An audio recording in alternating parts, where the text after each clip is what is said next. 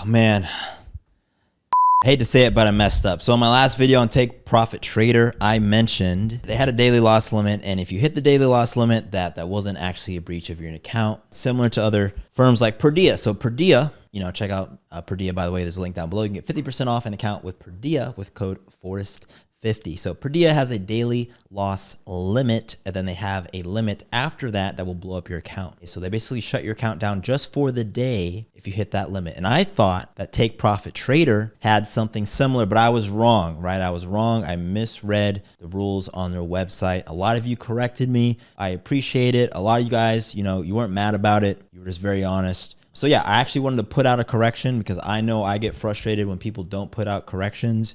This isn't going to be an overly long video. I just wanted to put out an official video, an update to my review of Take Profit Trader, given that will blow up your account. So I'm going to pull the website back up, go back to what I read, and then we'll talk about it and wrap it up. Of course, go ahead, hit that subscribe button. Check out the links below if you want discounts to prop firms that I think are worth using. Definitely check out My Funded Futures because I am their official YouTuber as well. And check out their channel as well, My Funded Futures.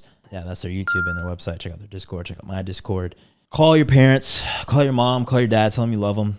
Life and trading is not all there is, guys. All right, let's take a look. Okay, so we're back on the Take Profit Trader website, and this is the section that I was breaking down before. So they have 5 accounts, the 25K, the 50K, the 75K, 100K, and 150K. Each of them has a daily loss limit and the end of day trailing drawdown.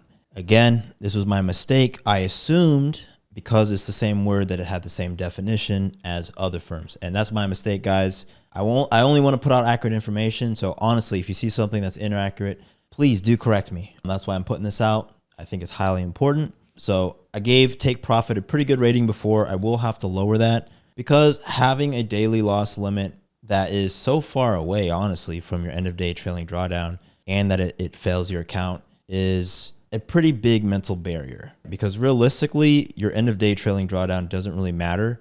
You're limited by your daily loss limit. So this is really your trailing size is that daily loss limit. Now, obviously, if you're green for the day, if you're green out the gate, then you're going to have wiggle room on the day and that's fine.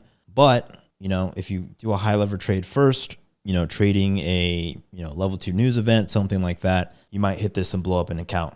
So that's going to change my rating considerably. I would put them lower. I mean, at this point, just use a firm like Apex because they're not going to have a daily loss limit. Or, you could use a firm like Purdia Capital who has a daily loss limit, but that doesn't fail your account. It just stops you from over trading for the day. You can come back and continue trading the next day. Because again, the end of day trailing, just using the 75K for example, right? There's $1,600 daily loss. And then you have another, what is that? $1,400 before the end of day trailing. So really just not, doesn't make sense that limit is so close. So that's going to lower my rating. I bring them more like a 6 out of 10.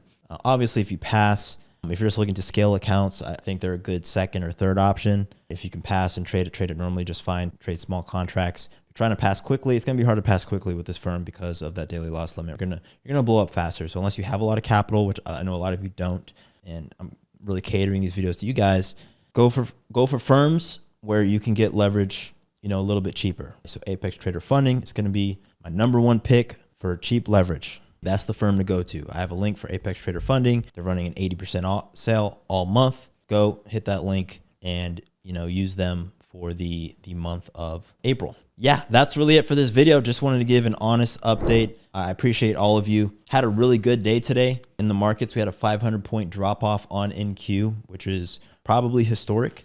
I've been so busy today, shot a podcast. Check out my podcast channel, the #1 podcast in the world. Actually, I need to add that as a link. I'm going to add that as a link here.